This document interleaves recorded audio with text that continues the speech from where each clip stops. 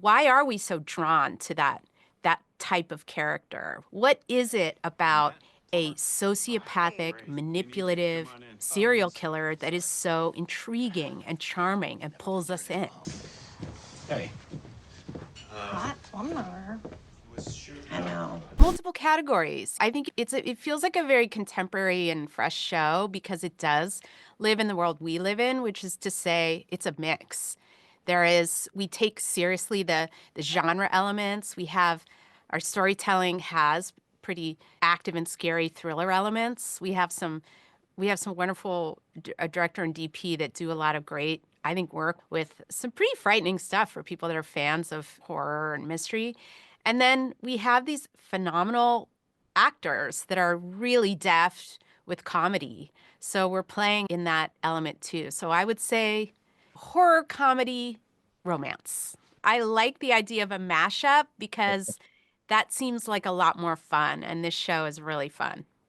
I think the comedy really comes from the clash of characters. You have this couple that is just inherently comedic, and their different approaches to life. I think when if you think of the great odd couple romances, we really have that both in these characters and also in these actors and their approaches. Chris Messina and his character Nathan they're tortured and serious, and they take themselves and their dreams and the way in which they haven't achieved their dreams seriously, and there's a lot of angst there. And then both Kaylee and the character Ava she plays just have a lot more lightness and a lot more flexibility and willingness to see the brighter side of life. And so I think that that's just a classic comedic pairing that just generates a lot of fun friction, and it's both on and off the set with them. I mean, maybe he was at the bar last night. Maybe you even saw him. Did anyone look suspicious? There was one guy she was with. Looked like a date. Okay, no, that wouldn't be him. How do you know? No serial killer is gonna take someone out in public and then kill them after. That's not the Ripper style. Trust me, I know my serial killers. And this one is still out there.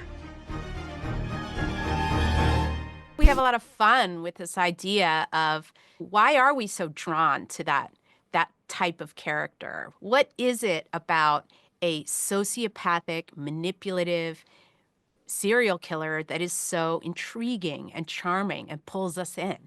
And we play around with that, and we dive into it with humor and with commentary, but we also take it seriously as a story. As much as we want to take a moral high ground and say that we prefer a softer and kinder and more compassionate male figures, why are we so culturally drawn to these manipulative and terrifying, powerful, violent men? And we're really looking at that all season, and we're diving into the darkness of it. And then I will say, without giving away too much, we are really trying to take the characters on a journey through that obsession to something a little more, I think, and compassionate by the end. We are really looking at how this couple is really torn apart by their obsession with this kind of Svengali manipulative figure, but then ultimately through the exploration of what actually happened, through kind of shining light on the mystery, they actually come back together. So it really is about diving into that dark place so that we can come through it. Because at the end of the day, I think the reason that human beings are so fascinated by the shadows is we are trying to get back to the light. We are trying to get back to what we believe in and care about. But we can't do that without really looking at the other side of the coin. I'm a little pressed to think of challenges because we just had a lot of fun opportunities. One of the fun things on working in this streaming world, and you can see on Peacock with a lot of their shows, we could really push the boundaries. So we didn't hear no a lot when we had ideas, even some of our wilder ideas. I don't want to spoil anything yet, but we had some fun with some of the bodies that we got to drop. Gosh, we really did get to push limits and go where we wanted to go.